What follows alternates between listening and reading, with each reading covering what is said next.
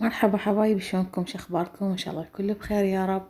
اليوم راح نسوي انا وياكم الريزو بطريقة مضبوطة 100%، نفس طريقة المطاعم وكلش طيب روعة. ويلا خلينا نبدي بالمقادير. اول شي هنا أنا عندي صدر دجاج، انا مقطعته بهالشكل هذا شرائح،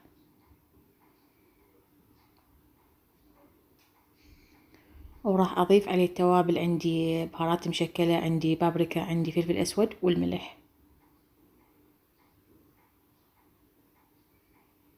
وراح اتبله كل زين مثل ما تشوفون تبلته. طبعا هاي الخطوة ضرورية على مود الدجاج يبقى بطعم البهارات والتتبيلة. وهنا أنا عندي كوب واحد من الطحين، وعليه ملعقة واحدة من النشا. النشا طبعا راح يعطي قرمشة كلش قوية. وراح اضيف نفس التوابل اللي ضفتها للدجاج اضيفها على الطحين واخلطه كل زين.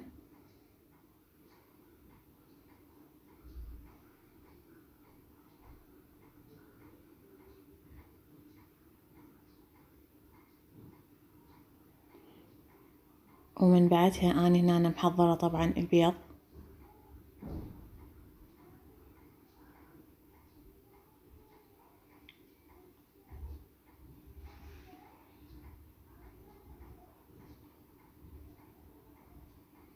وهسه راح ابتدي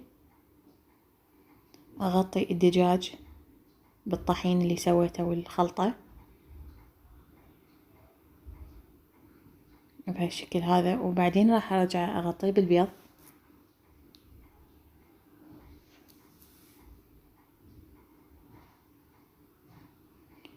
وراح ارجع مرة ثانية ارجع اغطيه بالطحين والصلصة بهالشكل هذا.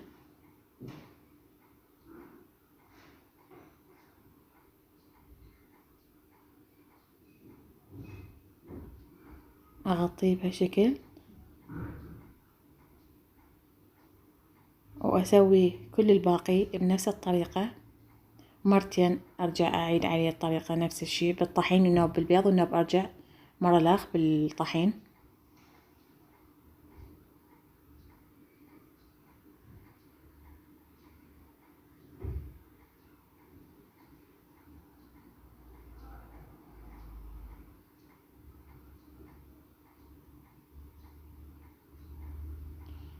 وبعد ما كملته مثل ما تشوفون هنا خلصته كله بنفس الطريقة. راح اخليه بالفريز بين ما اطبخ التمن للوصفة.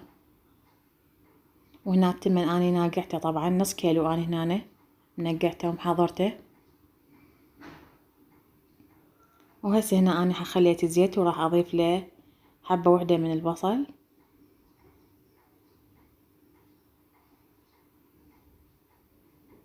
يعني وصفة كلش سهلة وكلش طيبة يعني، وبالضبط طعمها نفس المطاعم.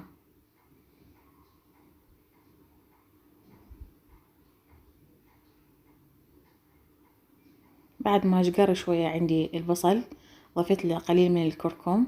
طبعا ضروري لازم التمن اصفر بهاي الاكلة.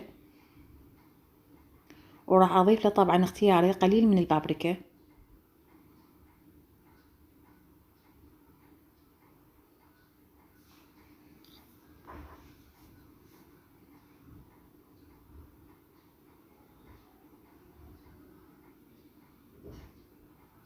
وهسه حبايب راح اضيف له الرز او التمن.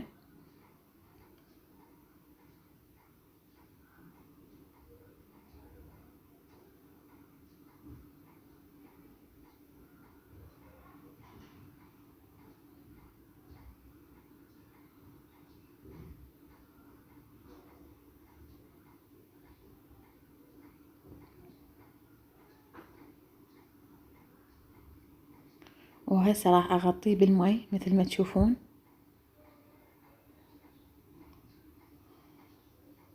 يعني خلاص هذا قياس الماء كافي عندي. وطبعا الملح انا ضفته بس نسيت اقول لكم عليه. هسه حبايب بعد ما نشف عندي التمن راح انصي النار عليه واخليه يتهدر.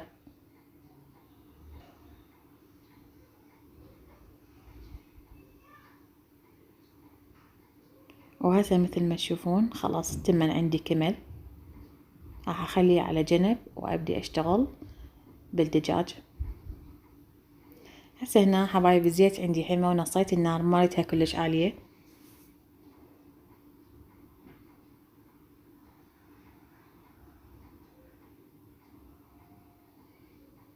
على مود الدجاج يستوي على راحته.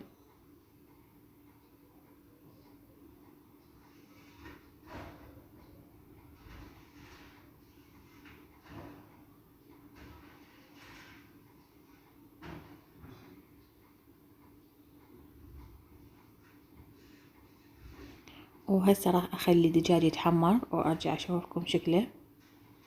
هسه مثل ما تشوفون بعد ما قلبته شكله يخبل ومقرمش.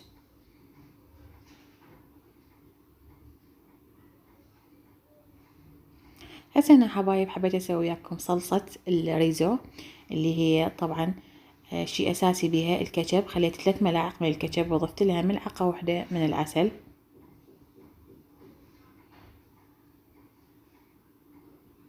وراح اضيف عليها قليل من الليمون، وطبعا قليل من دبس الرمان. واذا عندكم صلصة الباربيكيو طبعا راح يعطي نكهة كلش طيبة، بس اني ما متوفرة عندي. واخلطها كلش زين.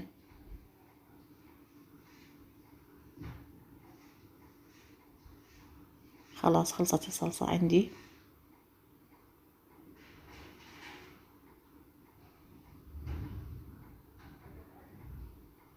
وهذا كان طبقنا لليوم مثل ما شفتوا الريزو. اتمنى يكون عجبكم، ولهنا ينتهي فيديونا لليوم. لا تنسوني باللايك والاشتراك والدعم للقناة، ومع ألف سلامة.